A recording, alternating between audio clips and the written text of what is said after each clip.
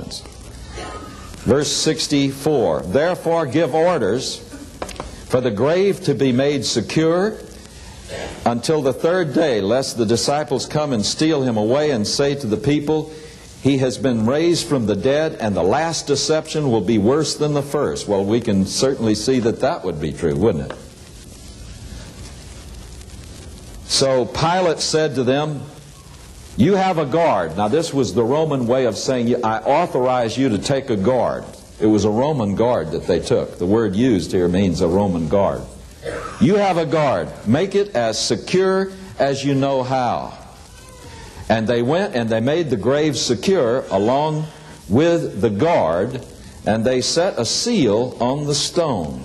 Now here are several facts of evidence that we need to analyze. First of all, Pilate put the securing of the tomb in the hands of who? The Jewish religious leaders. Why? Because he knew they were such fanatics, they would do everything to make sure that that tomb was secure. He put the Roman guard in their charge. That's another factor of evidence, the Roman guard. I studied from the military classical series the standard work on the Roman legions, which is called The Institutes of the Roman Legions by Vegetius. If you're a military man, you probably have seen that. If you haven't, you ought to read it, because it's the best manual on true military organization and discipline I've ever seen. But this is based on the legion and its rules, disciplines, and training at the time Jesus lived. It was the apex of the glory of the Roman army at that time. And I found, to my amazement, it took 5 years to train a legionnaire before he would be committed to a frontline battle group. 5 years. And in that 5 years, they would train the Roman legionnaire to defend 6 square feet of ground. The legionnaire knew how to do everything to defend that. And they would say, that's all your responsibility. Then they had another legionnaire next to him, and his responsibility was to know how to do everything to defend that 6 square feet of ground. That's why they fought as a unit, but they also were individually very skilled. And they had a secret weapon, as it were, in those days. You see, back then, the standard swords of the armies they met were like a scimitar, those long, curved blade things that they would come and swing like this at you. It'd usually be about 3 feet to 4 feet long, curved and very sharp on one edge. Other armies used the long rapier type of sword that they would stick with. But the Roman legion, what did they use? Well, of all things, a 24-inch blade that was sharp on both sides and pointed. A very simple little weapon, 24 inches long. It's called a machaira in the Greek. And usually when they faced armies, and they were almost always outnumbered at least 10 to 1. They rarely ever took a battlefield in which they were not outnumbered. Sometimes as much as 25 to 30 to 1. And they always won. It was because of the skill and the training vested in each one of those legionnaires. You see, these guys would come, they'd be laughing overconfident, and they'd take a swing at these guys with these big swords.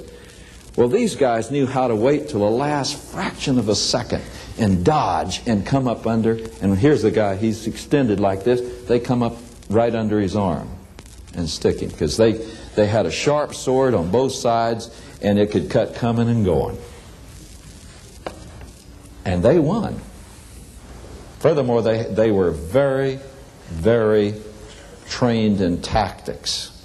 Now, why do I go into this? It's very important to know these were Roman soldiers, this kind of legionnaire that were assigned to guard the tomb. Also, this is what you call a maximum security situation today.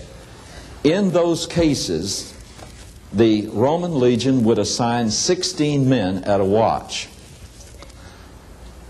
They figured 16 men could stand off an army until reinforcements could get there, so they never needed more than 16. Now what would they do?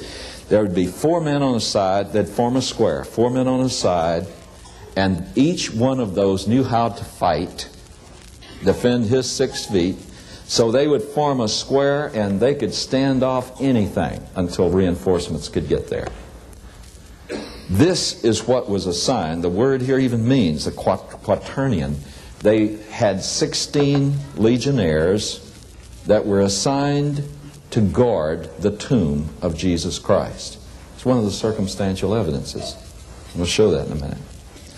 The next circumstantial evidence is that they set a seal on the stone, and they also put the stone in place.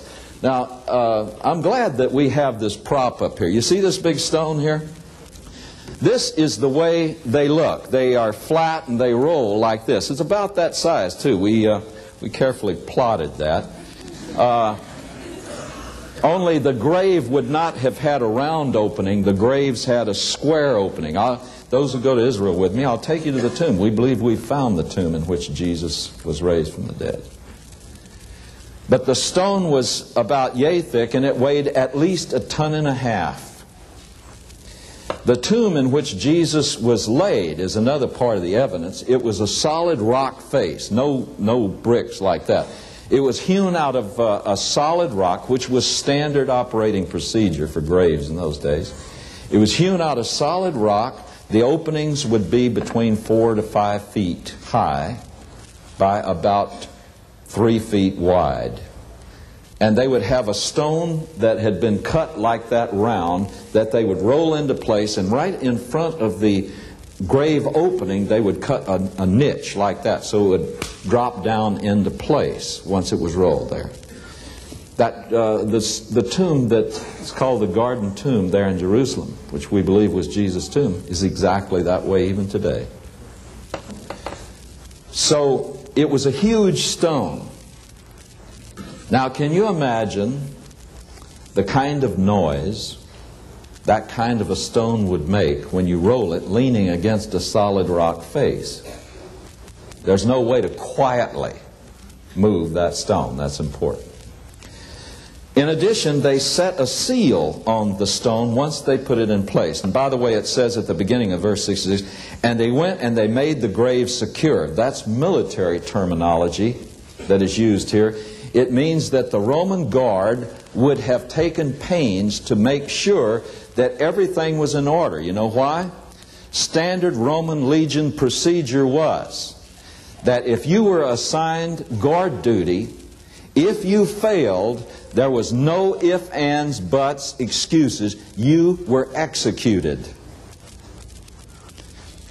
They had in fact, it's used in the New Testament. They had a slang expression in the first century. It says, keep your garment.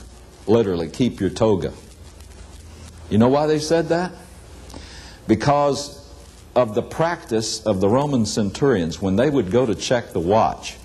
If they ever found a guy asleep on duty, they just put the torch to his toga and set him on fire. This tended to wake him up. And as soon as he was fully awake, the Roman centurion would just take his machaira and hit him right here. Kill him instantly. That's the way they dealt with guard duty. So if you were assigned guard duty, the first thing you did was find out exactly what was expected of you because your life depended on it. Therefore, they would have checked out the grave completely. They would have checked and made sure the body was there. That's what it means by making it secure. They would have checked the whole physical layout. They would have made sure, it says, they rolled the stone in place.